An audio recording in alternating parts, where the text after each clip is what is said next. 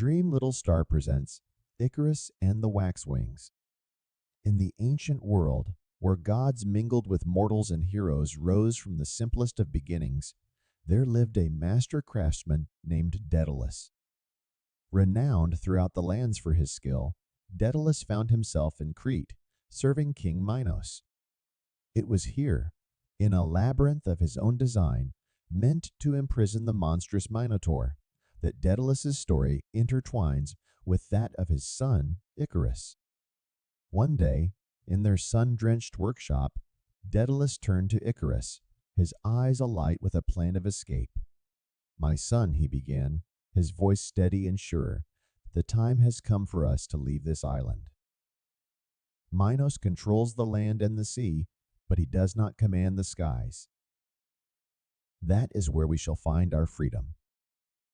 Icarus watched, wide-eyed and eager, as his father set to work, gathering feathers of all sizes, binding them together with twine, and shaping 2 pairs of wings. Daedalus worked with the precision and care that had made him famous, his hands moving in a dance of creation. Finally, the wings were complete. Daedalus fitted the smaller pair onto Icarus, his hands gentle but firm. "Listen carefully, my son," he said, his voice tinged with a seriousness that made Icarus straighten his back. "These wings will carry you across the sky, but you must heed my warning.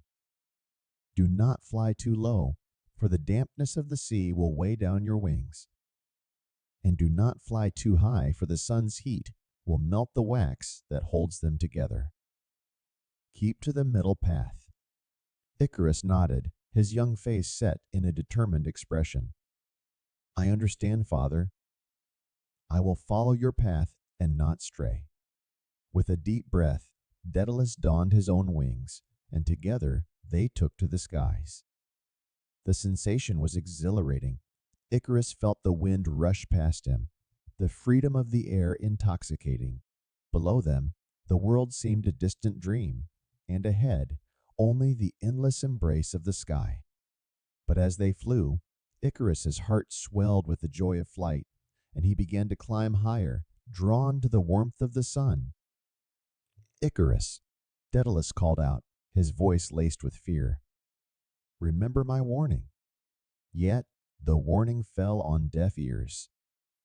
Icarus, caught in the rapture of his ascent, soared higher, feeling invincible. It was not long before the heat of the sun began to soften the wax of his wings, and the feathers started to loosen and fall away. "Icarus!" Daedalus cried again, despair coloring his tone as he watched his son's ascent turn into a calamitous fall. Icarus flailed, trying to catch the feathers slipping from his grasp, his voice calling out to his father in terror. But it was too late. Icarus plunged into the sea, the waves closing over him with a finality that echoed in the silent skies. Daedalus, heartbroken, circled down to the water's surface, his cries of grief lost amidst the roar of the waves.